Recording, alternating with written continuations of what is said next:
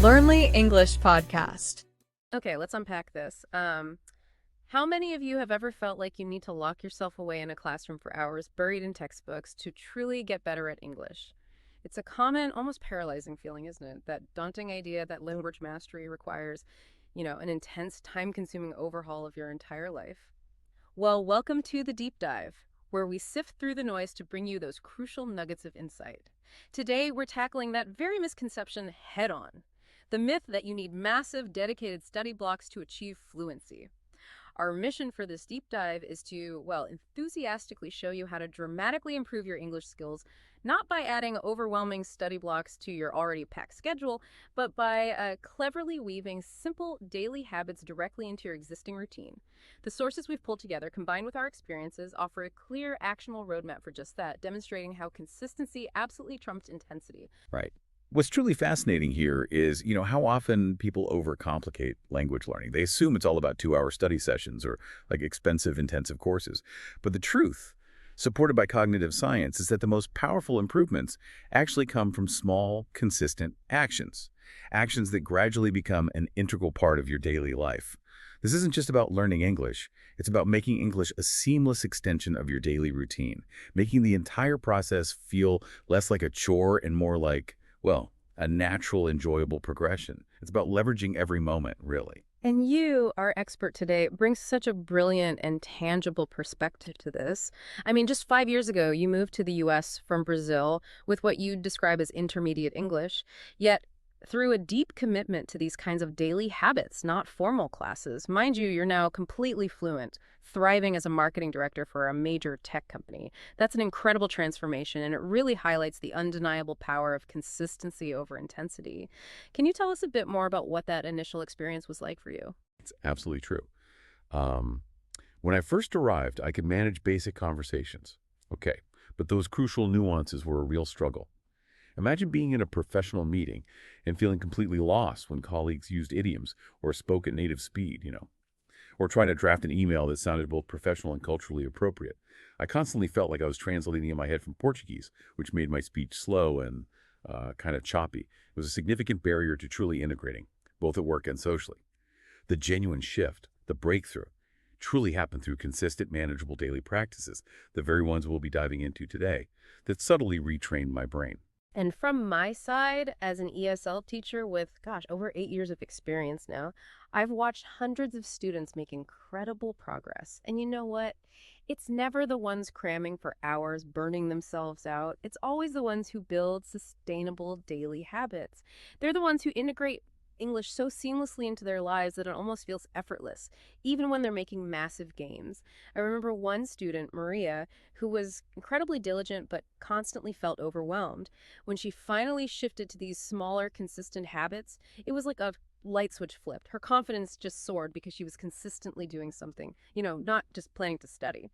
So for you, our listener, what does this all mean? Well, our mission today is to distill these incredibly effective strategies from our sources and our combined experiences into a practical, implementable roadmap.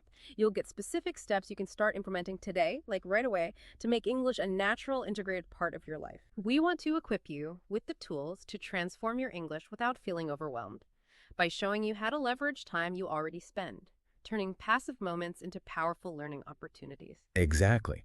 If we connect this to the bigger picture, it's about recognizing that every moment holds potential for growth. It's about making English learning feel less like a separate, daunting task that you have to carve out time for, and more like a seamless extension of your daily activities. This approach, grounded in behavioral psychology, doesn't require drastic changes, but rather mindful, small shifts that build momentum and compound over time. It's really powerful. Let's jump right in then. Let's start with what we're calling micro-learning habits activities that literally take 5 minutes or less but create a real compounding impact when done consistently.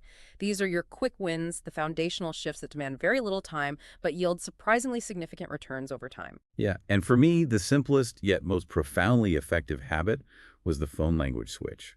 This sounds almost too simple, I know, but on day one of moving to the U.S., I changed my phone's operating language to English.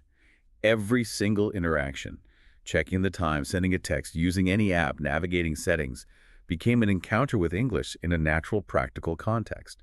It was constant, unobtrusive exposure that never felt like studying. I wasn't opening a textbook. I was just living my life, but, in English. That's a brilliant strategy because it's truly passive yet deeply effective learning. You're not setting aside dedicated study time, but you're getting constant exposure to practical modern English. Here's where it gets really interesting. Beyond just practical vocabulary, what dramatic, almost subconscious improvements did you notice after just a few weeks or months of that consistent exposure? What's the why behind its power, do you think? Well, the technical vocabulary improved dramatically, almost without conscious effort. Terms like notification, settings, download, airplane mode, battery saver. These are absolutely essential for daily life in a tech-driven world, right? But they're typically not found in standard English textbooks. And beyond that, I started understanding the underlying logic of English sentence structure. Seeing short, clear phrases constantly in context with a visual interface really helped internalize how sentences are built, how verbs are conjugated, or where prepositions go. This taps into what's called perceptual learning. Your brain is incredibly efficient at picking up patterns, and by constantly seeing English in these low-stakes, high-frequency interactions, you're essentially retraining your subconscious to process English as a natural part of your environment. It significantly reduces cognitive load when you encounter it elsewhere. It's like hacking your brain's native filter for everyday tech interaction. That's a perfect explanation of how this habit immediately integrates practical, modern English into your most frequently used device, building relevant vocabulary and grammar understanding without conscious effort.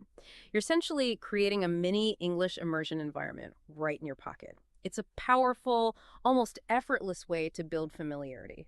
Really smart. Now, another microhabit I recommend to all my students for building vocabulary is a contextual word-a-day practice. This isn't about relying on random generic vocabulary lists. Instead, it's about choosing words you actually heard or saw that day that you didn't understand. It personalizes your learning, making it immediately relevant. You did something very similar, didn't you? Absolutely.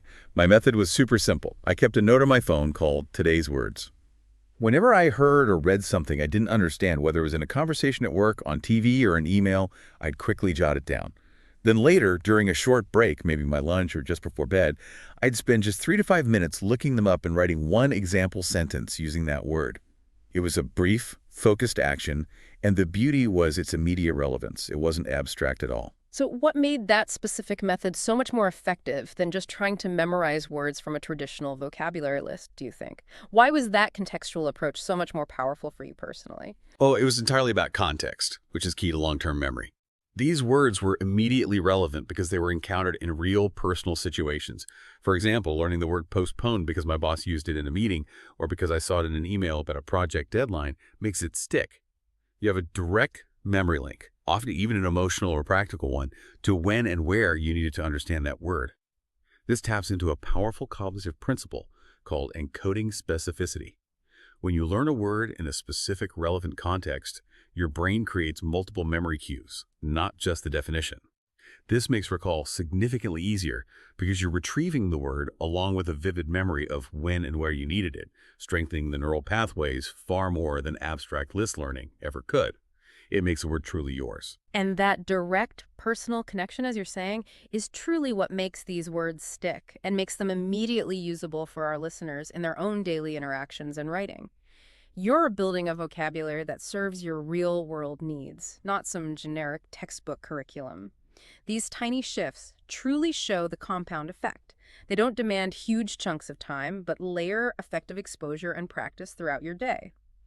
But what about integrating English into more established parts of your day, like your morning routine, where habits are often most ingrained and can be kind of difficult to change? Yeah, good question.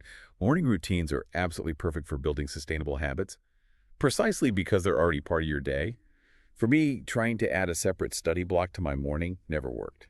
I was already stressed about getting to work on time, so I integrated English into things I was already doing.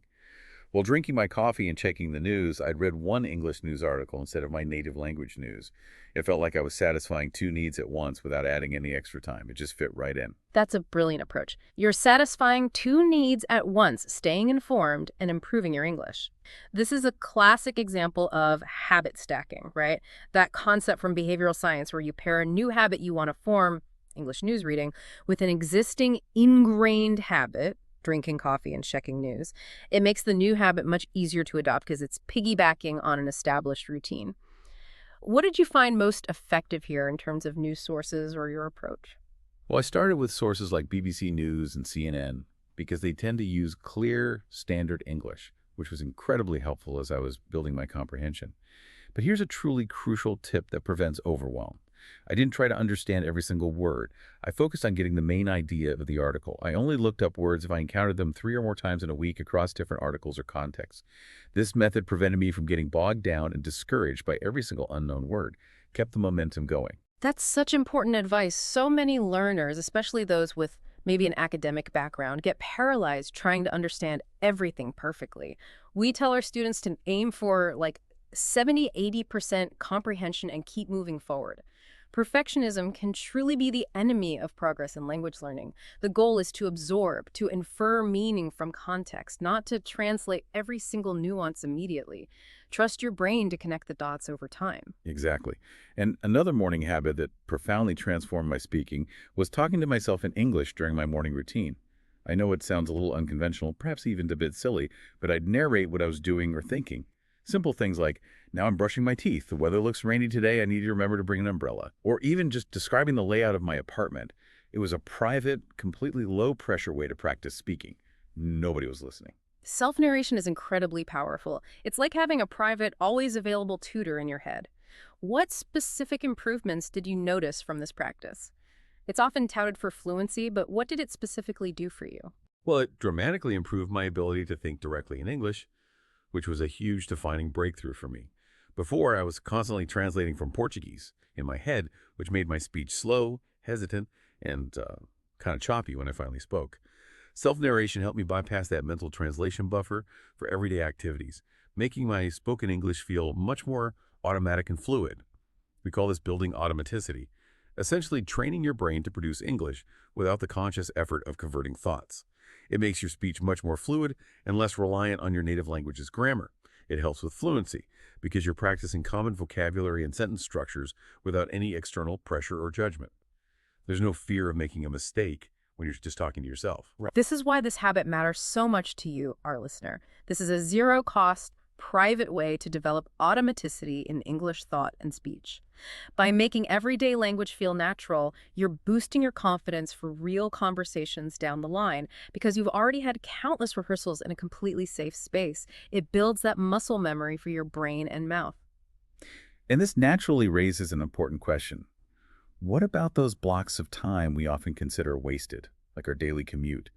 The time just sitting there. That's a perfect segue. Commute time, whether you're driving, on public transport, or even just walking to work or the store, is an often overlooked opportunity for learning. For many of us, this is often dead time that could be turned into incredibly rich learning opportunities for English. Oh, podcasts were an absolute game changer for me during my commute. But importantly, I didn't listen to language learning podcasts. Instead, I listened to actual content podcasts in English about topics I was genuinely interested in. For example, I loved How I Built This, which shares stories of entrepreneurs and companies, and TED Radio Hour for interesting ideas across various fields, from science to art. It felt like entertainment and intellectual stimulation, not study, which was key. Why regular content podcasts instead of English learning podcasts, which are specifically designed for learners? What's the hidden benefit of the more authentic approach you found? There were several key reasons for this choice. First, the English is natural and conversational. Not slow and overly enunciated like some educational content can be. This exposed me to real-world speech patterns, the rhythm of native conversations, and natural intonation. Second, because I was learning about subjects I truly cared about, I stayed highly engaged and motivated, even when the language was challenging. My genuine interest kept me hooked, pushing me to understand. And third, I was naturally absorbing cultural references, idioms, and even slang that would never show up in a grammar book. This gave me a more holistic, culturally rich understanding of the language. What a smart approach. Plus, you're building knowledge in your professional field or personal interests while simultaneously improving English. That's efficiency at its best. You're effectively multitasking your brain for maximum productivity, learning about entrepreneurship or new ideas, and advancing your English all at once. For our listeners, that means a productive commute is twice as rewarding. And a great question for those who drive. When I eventually got a car, I switched from podcasts to English music with lyrics that tell stories. Artists like Johnny Cash, Taylor Swift, or Ed Sheeran often use clear pronunciation and narrative lyrics that are, often easy to follow. I'd listen to the same song multiple times until I could understand most of the words and even sing along. This felt like pure entertainment while still immersing myself. Music is fantastic for pronunciation and rhythm. The melody naturally helps with English stress patterns and intonation, making the language feel more natural to produce, almost unconsciously. I also often recommend audiobooks for drivers, especially books you've already read in your native language. When you know the story, you can completely focus on the language itself. This is particularly effective for those longer commutes. That's brilliant. I truly wish I had thought of that when I started.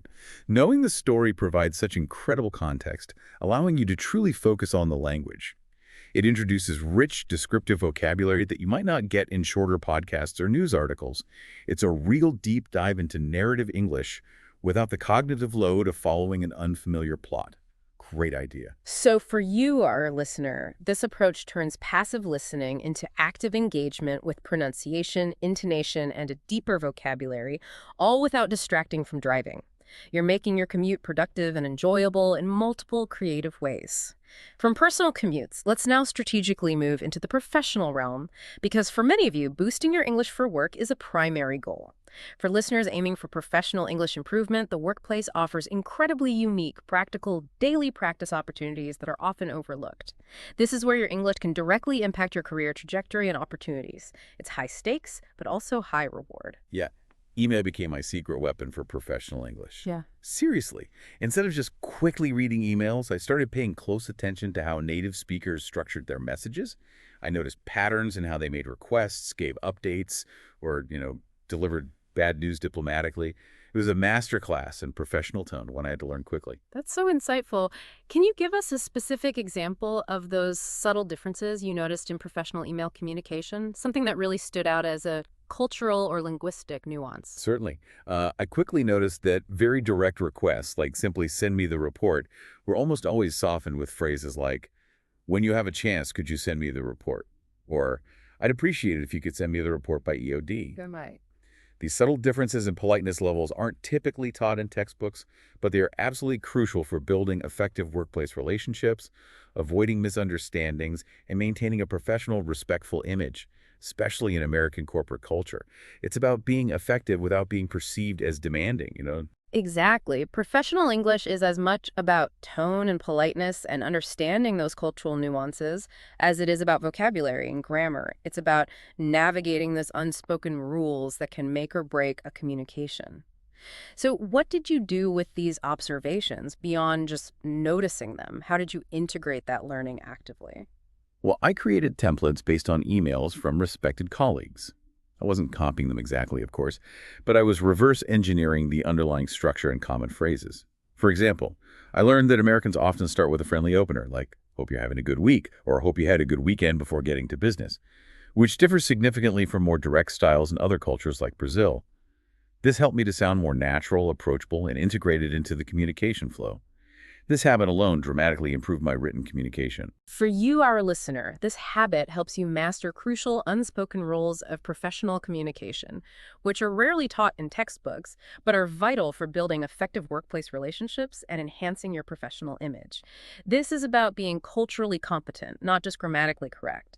What about meeting participation? That's where many non-native speakers often feel the most pressure and anxiety. Oh, meeting participation was easily my biggest challenge. Americans often speak quickly, interject frequently, and use a lot of idioms or industry-specific jargon. It can be overwhelming. My habit became writing down just one unfamiliar phrase or expression from each meeting I attended, then looking it up afterward. It was a focused effort to decode the fast-paced conversation without disrupting the flow of the meeting. Just one phrase per meeting.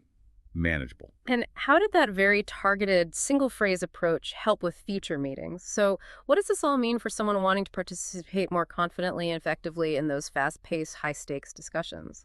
Well, gradually I built up my arsenal of meeting language. I learned common transitional phrases and ways to contribute politely. Phrases like, let me jump in here on that point, or building on what X just said, or asking a devil's advocate question.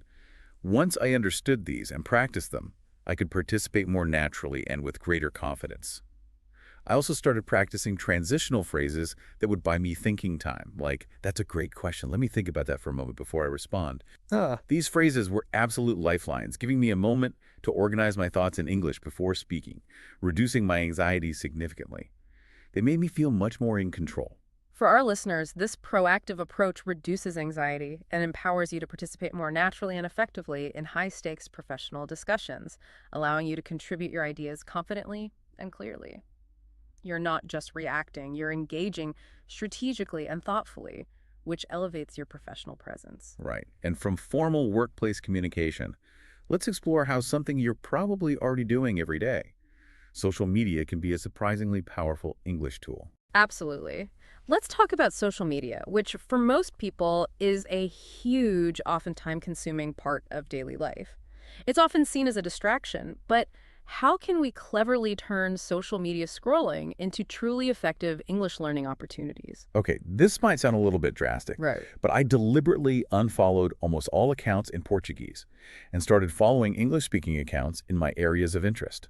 Things like marketing, technology, fitness, even cooking or travel. Instead of mindless scrolling in my native language, I was constantly encountering relevant English content that aligned with my life and career goals. It transformed a passive habit into a productive one. It was a conscious choice. That's not drastic at all. It's incredibly smart and strategic. You're actively curating your environment for constant, relevant English exposure. You're transforming a potentially passive activity into an active learning one. What did you notice about different platforms and the kind of English they exposed you to? Because not all English is the same, right? Exactly, and that's the beauty of it. Each platform exposed me to different registers of English meaning, different styles of language used in specific social contexts. LinkedIn was incredible for professional vocabulary and understanding business communication patterns, formal, concise, professional. Instagram provided casual, conversational English, especially through stories and comments where people use very natural, often unscripted speech, slang, and common contractions. And Twitter was excellent for current events and learning how to express thoughts quickly and concisely, often with humor or strong opinions. It was a broad spectrum of real-world English preparing me for any situation. For you, our listener, this is so valuable because it transforms mindless scrolling into targeted, enjoyable learning. By exposing you to diverse English styles relevant to your life and interests, from formal business to casual chat, it makes your screen time genuinely productive and helps you adapt your language to different social situations. But beyond just consuming, did you engage with the content or just observe? Oh, I definitely started small with engagement, just liking posts initially, then leaving simple comments like, "Great point," or "Thanks for sharing," to get comfortable. Eventually, as my confidence grew and I absorbed more of those registers, I got brave enough to ask questions or share my own thoughts on posts. The key was starting with low-pressure interactions where I felt completely comfortable. No big essays. That's a perfect approach. Social media interaction is incredibly valuable because it's real communication with real people, but with significantly less pressure than face-to-face conversations. You have the luxury of time to think, compose your thoughts, and even delete and rewrite comments before posting. It's a safe, asynchronous environment to practice written output and build confidence. If we connect this to the bigger picture, it's about making English ubiquitous. It's about building it into every corner of your day, even your dedicated downtime. So when it's time to unwind, how can entertainment effectively become your secret English teacher? Now let's dive into entertainment, because if English learning doesn't feel genuinely enjoyable, it simply won't be sustainable for the long run. Consistency, as we've said repeatedly, is absolutely key, and enjoyment fuels that consistency. So how did you cleverly transform your leisure time into learning opportunities without sacrificing the fun? Netflix was an absolute game changer, my secret teacher. But I had a very specific strategy. I didn't start with English shows and English subtitles from day one that felt far too overwhelming and like work. Instead, I began with shows I'd already watched in Portuguese, but then I switched to the English audio with English subtitles. That's a clever move. Why English subtitles instead of Portuguese subtitles, especially if you were already familiar with the story? What was the strategic thinking there? Because many learners default to their native language subtitles. Well, Portuguese subtitles made me lazy. I just read them and disconnect from the audio, instead of truly listening and connecting. It was too easy to just fall back on reading. English subtitles, however, forced me to connect the spoken words with the written words, which dramatically improved my listening comprehension and helped me match pronunciation to spelling. Shows like Friends or The Office were perfect because I knew the storyline so well. allowing me to focus intensely on the language patterns, the idioms, the slang, and the speed of speech without getting lost in the plot. Friends is actually an outstanding choice for English learners because it covers so many daily life situations: dating, work, friendships, family, with incredibly practical, relatable vocabulary that's often repeated. What did you notice about your listening skills after about 2 months of consistent watching like this? Oh, after about 2 months of consistent watching, I realized I could understand much more rapid, natural speech. The actors speak at normal speed, with natural pronunciations, contractions, and connected speech, all those elements that you just don't get in carefully enunciated classroom English. It was a massive leap in my ability to follow real conversations, making social interactions much less stressful. It felt like my ears had literally unlocked to the rhythm of English. It was amazing. So you're enjoying content you love while naturally adapting to the speed and nuances of native English speech, making learning feel like pure entertainment. But did you do anything active while watching, or was it purely passive consumption? Oh, I definitely had a pause and repeat habit, which was a revelation for my speaking. When I heard a useful phrase or a funny line or an expression that the characters use repeatedly, I'd pause, rewind a few seconds, and try to repeat it with the same intonation and rhythm. This wasn't just about understanding. It was about internalizing the sounds and trying to produce the language authentically, mimicking native speakers, like shadowing, basically. Imitation is such a powerful learning tool. You're training your mouth muscles and your ear simultaneously, building that crucial muscle memory for natural speech patterns and intonation. What about other forms of entertainment beyond Netflix? YouTube became addictive in the best possible way. I found English-speaking YouTubers who covered my specific hobbies: cooking, fitness, technology reviews, even gaming. Since I was genuinely interested in the content, I found myself watching even when the English was challenging, because the subject matter itself kept me deeply engaged and motivated to understand. It turned my leisure time into a personalized learning lab. Super engaging. This active engagement moves beyond passive understanding, building your ability to produce natural-sounding English and enhancing your pronunciation and rhythm. It truly turns your hobbies into language lessons, making learning feel like a treat. As the day winds down, there are still opportunities for gentle yet incredibly effective practice before you go to sleep. Evenings often offer the most flexibility for establishing new, relaxing habits that don't feel like a chore. So how did you structure your evening wind down to continue your English practice in a sustainable way? Yeah, I replaced my Portuguese bedtime reading with English reading, but I was very strategic about it. Instead of challenging literature or academic papers which would just stress me out before bed, I chose lighter, enjoyable material. Things like biography excerpts, interesting articles from online magazines, or even well-written blogs about topics I genuinely enjoyed. The goal was relaxation, not a test. It had to be something I looked forward to. That's a perfect mindset. Habit formation truly requires enjoyment and a low barrier to entry, doesn't it? If it feels like work or an obligation, it's quickly abandoned. This sounds like you really honed in on making it a positive experience. Exactly. Because the goal was building a sustainable habit, not impressing anyone. If reading felt like work, I knew I'd stop doing it. But if it felt like relaxing entertainment that happened to be in English, it became sustainable. I read about business success stories, travel experiences, technology trends, things I'd want to read anyway in my native language. So it was a pleasant way to expand my vocabulary and understanding in a completely relaxed state. No pressure. For you, our listener, this habit makes learning feel like a treat, ensuring consistency by aligning it with relaxation and personal interest rather than academic pressure. It's a wonderful way to wind down. What about a simple writing practice for the evenings? Something low pressure. I started a very simple, almost ritualistic practice. Before checking Instagram or doing anything else distracting at night, I'd write 3 sentences in English about my day. It wasn't formal writing, it was just casual reflection, like, had a productive meeting with the marketing team, tried a new Thai restaurant for lunch, need to call my sister tomorrow. It was a quick, pressure-free way to consolidate my day's experiences in English and to engage my writing muscles. Just 3 sentences. I love this habit because it's so personal and immediate. You're practicing with vocabulary from your actual life, solidifying those everyday words and phrases in a context that's deeply relevant to you. Did it ever evolve beyond just a personal journal, perhaps into something more interactive? Yes, it did, actually. Eventually, as my confidence grew, I started sending voice messages in English to friends who were also learning. We'd share funny stories about our days or interesting things we learned. It felt more like social connection and friendship maintenance than explicit language practice. This was especially valuable for pronunciation and fluency, offering practice in a relaxed, personal context without the real-time pressure of a live conversation. You could listen back to yourself, refine, and send when ready. That's brilliant. This low-pressure writing practice solidifies daily vocabulary and, when shared, can foster social connection through language, offering practice in a relaxed, personal context. It's a testament to how language is meant to be shared, even in bite-sized pieces. If we connect this to the bigger picture, many of these habits are amplified significantly by the right tools. So let's talk about technology and how to use it strategically. Let's discuss technology tools and apps, because used correctly, they can absolutely enhance these daily habits significantly, making them more effective and efficient. But the key is used correctly, right? Wow. Which apps actually made a substantial, non-distracting difference in your routine? Yeah, I was very selective about apps because too many can create decision fatigue and actually hinder progress.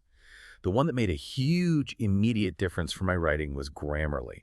I used it as a browser extension, so every email I wrote, every document, even social media posts received automatic feedback on grammar, spelling, and even tone. I wasn't studying abstract grammar rules, I was getting real-time corrections for my actual communication, which made the learning incredibly practical and immediate. It was like having a diligent editor constantly looking over my shoulder. That's perfect learning through the correction of your real writing rather than abstract exercises from a textbook. It's immediate, relevant, and applied, and it also prevents you from making the same mistakes over and over, building correct muscle memory for writing. For our listeners, it's invaluable for professional polish. What about vocab? For vocabulary, I used Anki, which is a spaced repetition system. But critically, I only used it for words I personally encountered through my today's words list.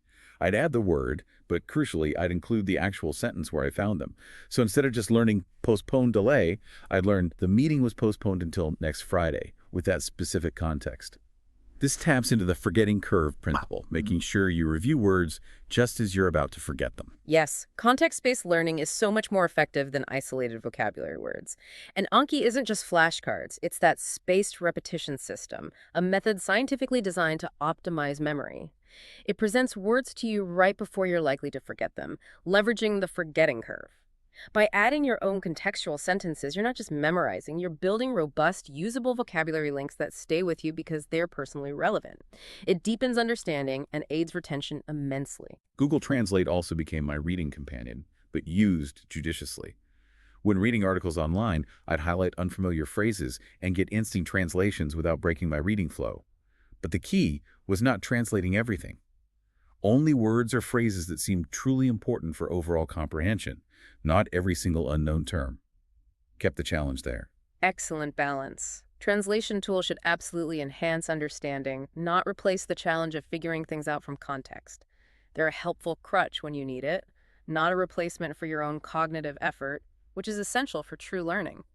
What about speaking practice apps? Did any stand out as truly effective for you? I tried several apps, but honestly, talking to myself and recording voice memos on my phone was far more effective than any of them for me. I'd pretend to explain my work projects to someone, record it, listen back, and notice where I struggled with pronunciation, fluency, or even organizing my thoughts in English.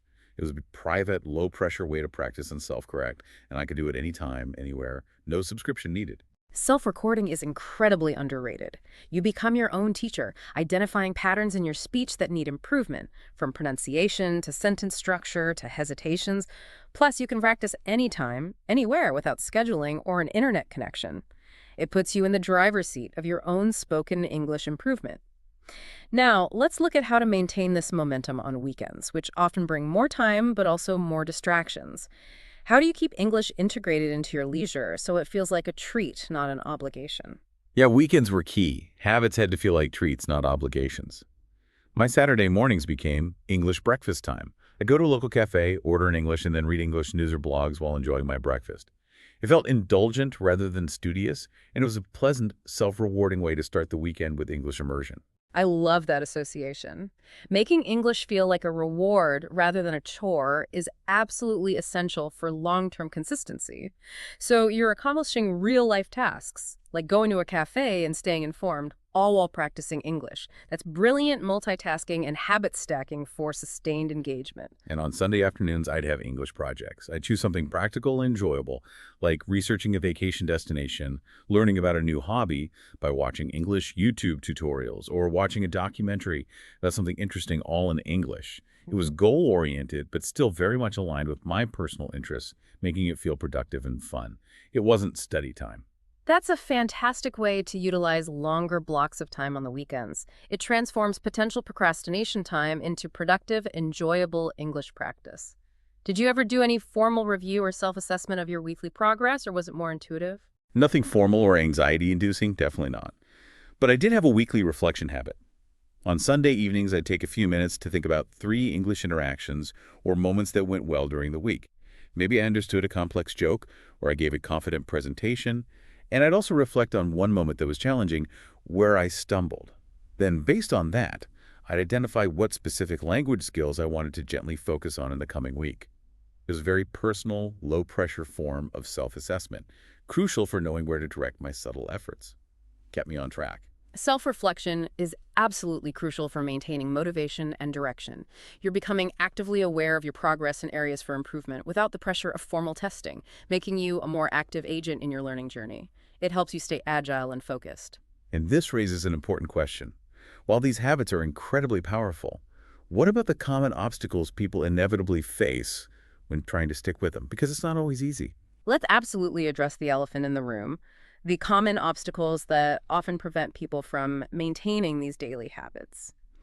What were your biggest challenges in the beginning when you were trying to implement these routines, and how did you overcome them? Time was probably the biggest excuse I made. I kept thinking I needed 30 to 60 minutes of focused, uninterrupted study time every day, and when life inevitably got busy, I'd skip entirely, feeling guilty. The breakthrough was realizing that 5 focused minutes were infinitely better than 0 minutes. Even a tiny, consistent effort accumulated over time, and that realization truly liberated me, stopped the guilt cycle. That's such a crucial mindset shift. All or nothing thinking often kills habit formation because life inevitably gets in the way and perfection is unsustainable. It's about showing up consistently, even if it's small. What about motivation dips? We all have those moments where we feel like we're not improving fast enough or we hit a plateau. How did you handle those? Oh yeah, I definitely had weeks where I felt like I wasn't improving fast enough, and it was incredibly discouraging. You just feel stuck. My solution was to intentionally track small wins rather than only waiting for dramatic progress. I started noting things like understood a subtle joke in a meeting, or explained a complex idea to a colleague without switching to Portuguese, or confidently ordered my coffee without hesitation. Celebrating those micro victories, no matter how small, kept me going and reminded me that progress was happening, even if it felt slow. Celebrating micro victories is absolutely essential for long-term motivation. It provides tangible evidence of progress, even when the overall journey feels slow or imperceptible. It's like planting seeds every day and celebrating each sprout. What about the fear of making mistakes, especially in professional or social settings? That's a huge psychological barrier for many learners. This was monumental for me. I was genuinely terrified of looking stupid or incompetent, especially in important meetings or emails. The fear was real. But I gradually realized that even native speakers make mistakes. They use wrong words sometimes, restart sentences, or say constantly. Perfect English was never the goal. Effective, clear communication was. That realization took so much pressure off and allowed me to take more risks. It was freeing. Exactly. I tell my students that communication is ultimately about connection and understanding, not grammatical perfection.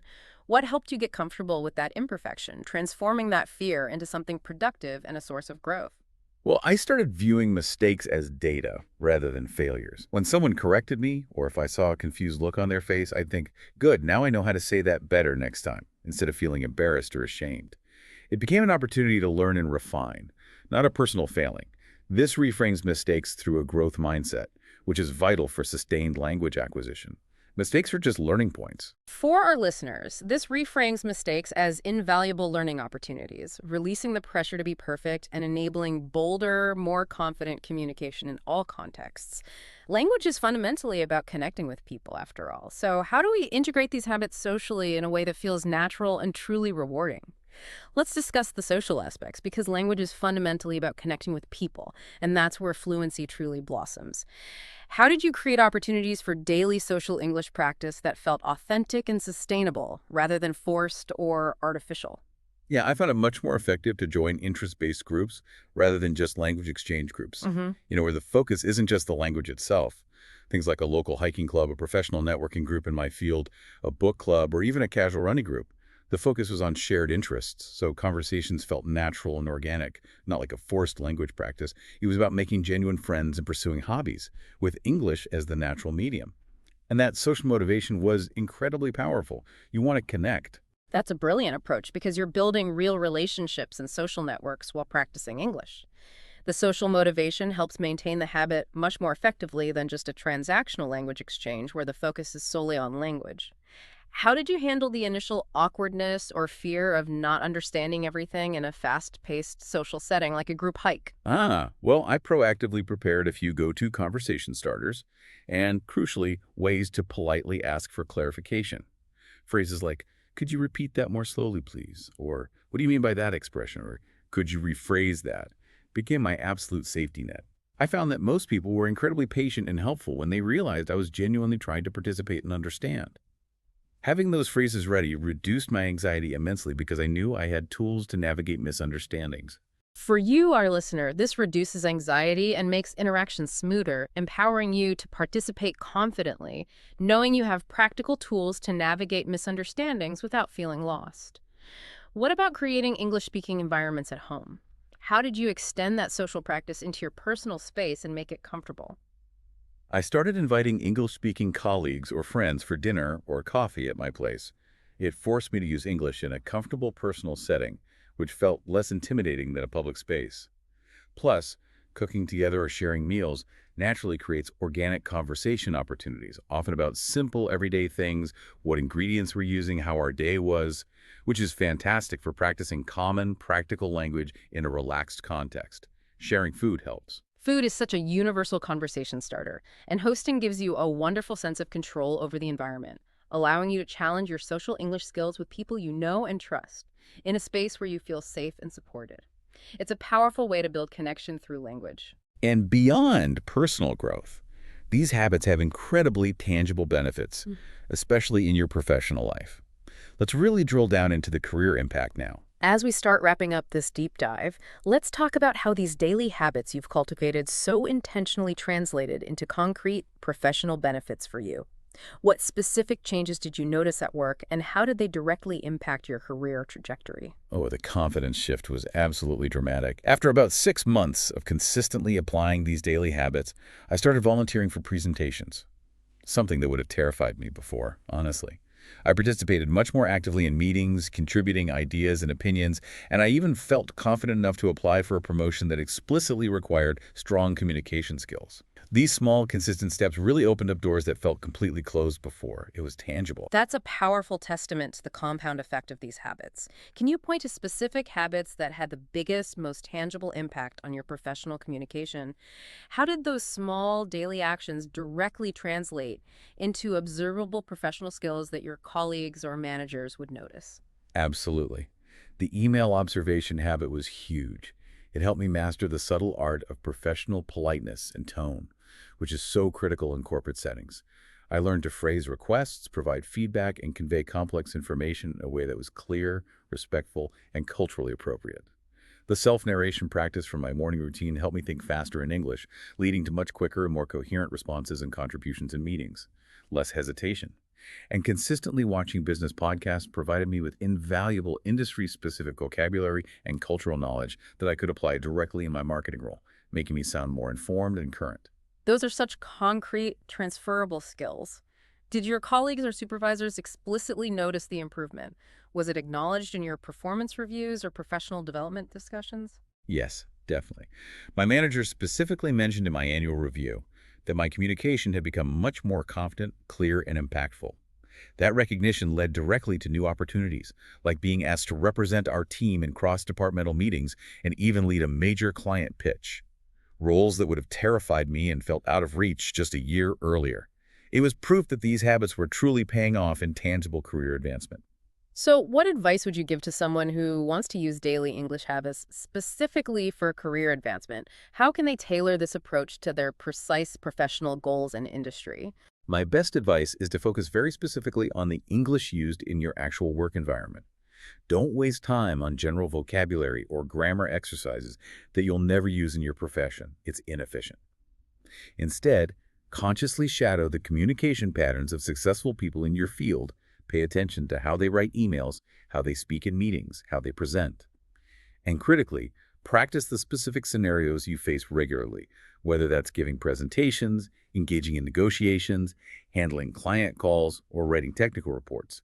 Make it directly applicable and immediately useful. That's a brilliant, personalized roadmap for leveraging English for your specific career goals, making your learning highly targeted and incredibly effective. This is all about long-term success. So how do you keep these habits fresh and challenging as your English continues to improve and you reach new levels of fluency? Finally, let's talk about sustainability and continued growth. You've maintained these habits for years now. How do you keep them fresh and challenging as your English improves, ensuring you don't plateau and continue to learn and grow? Well, the beauty is that the habits aren't static. They evolve naturally and become more sophisticated over time. My phone is still in English, of course, but now I challenge myself with more sophisticated content.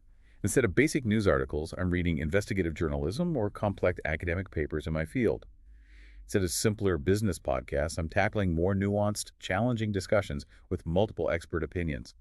The framework of the habit stays the same, but the difficulty and depth of the content increases organically with my ability and interests. You just keep raising the bar slightly. That's the beauty of habit-based learning. The structure provides consistency while the content can become more sophisticated, always pushing you gently forward, preventing stagnation. Do you still do self-narration in the mornings, or has that evolved too? Yes, but now it's far more complex. Instead of just "I'm brushing my teeth," it's evolved into a powerful tool for organizing my thoughts in English. I might articulate my perspective on a complex work project, rehearse an important conversation, or practice articulating my opinions on current events. It's become a sophisticated way to refine my higher-level thinking and expression directly in English, solidifying my ability to formulate complex ideas. It's like a mental sandbox. This demonstrates that these habits aren't just for beginners. They're a lifelong learning framework that grows with you, ensuring continued challenge and engagement across all levels of fluency. What advice would you give to someone just starting this journey about the importance of consistency and how to achieve it? My biggest piece of advice, and something I learned the hard way, is to start smaller than you think you need to. Seriously. If you think you can handle 15 minutes daily, start with just 5 minutes. Maintain those 5 minutes consistently for 2 weeks, building that foundational habit, and then gradually increase the duration. Consistency beats intensity every single time. It's about building an unbreakable routine first, one that feels effortless to maintain, and then slowly scaling it up. Don't try to do too much too soon. That's perfect advice. Build the habit first, solidify that foundational commitment, then worry about optimization and expansion. It removes the pressure of perfection and makes the entire endeavor feel achievable from day one. To make this even more tangible and immediately actionable, let's put it all together into a realistic daily framework. Before we wrap up, let's give our listeners a concrete daily schedule they can start implementing tomorrow. What would a realistic day of English habits look like for a busy person, broken down into truly manageable chunks that don't feel overwhelming? Okay, here's what I'd suggest as a starting point. Keeping in mind how busy most people are and how easily new habits can be derailed by perceived time commitment. In the morning, just 5-10 minutes. Change your phone to English. One-time setup, then passive exposure. Read just one English news article while drinking your coffee. Focus on the main idea, not every word. Practice self-narration during your morning routine. Describe your actions or thoughts for just a minute or two. For your commute, maybe 15 to 30 minutes. Listen to an English podcast, audiobook, or music with clear lyrics. Choose topics you genuinely enjoy. If you're driving, focus on audio. If you're on public transport, reading an English article or ebook is also a great option. During your workday, integrate throughout. Use Grammarly for your emails to catch mistakes and learn from corrections. Keep your today's words note open for any unfamiliar terms you hear or read. Jot them down quickly. Follow English-speaking professionals in your field on LinkedIn for industry insights and professional register exposure. At your lunch break, just 5 minutes. Take those words from your today's words list, quickly look them up, and practice using them in one example sentence. Super quick. In the evening, 10 to 15 minutes. Watch English content on Netflix or YouTube about topics you genuinely enjoy. Remember the strategy of starting with shows you've already watched. Before checking social media, write 3 simple sentences in English about your day's activities or thoughts.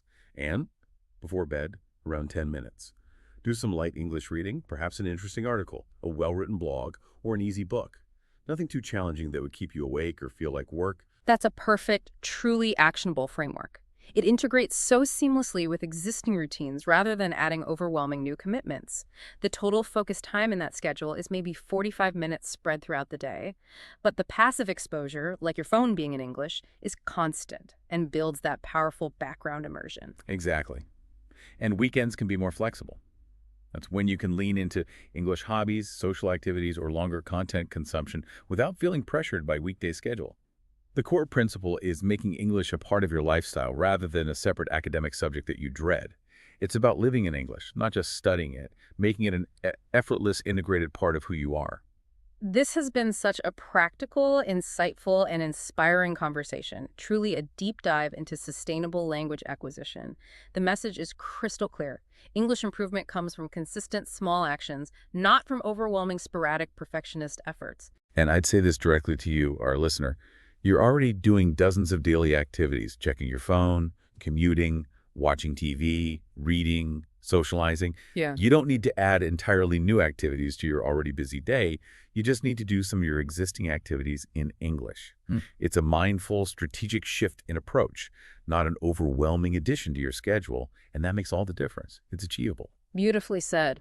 And remember, listeners, choose just 2 or 3 habits from today's deep dive and commit to them for just 2 weeks. See how it feels. You'll be absolutely amazed at what becomes natural, how quickly these small shifts integrate into your life, and the undeniable momentum you'll build. Yeah, the compound effect of daily habits is incredible and scientifically proven. Small actions repeated consistently create dramatic, long-lasting results over time. Your future, more fluent self will thank you for starting today. Don't wait for the perfect time or an intensive course. The perfect time is now, and the most effective course is your daily life, lived intentionally in English. That truly raises an important question for you to ponder as you go about your day. What existing part of your day are you already looking forward to that you could simply shift into English, making your learning journey even more enjoyable and effortless? Imagine the possibilities when English isn't a task, but an integral part of your life's pleasures and pursuits. Thank you so much for sharing your incredible journey and invaluable insights with us today. It's been fantastic. And thank you to you, our listener, for diving deep with us into this transformative topic. We'd absolutely love to hear which habits you decide to try and how they work for you.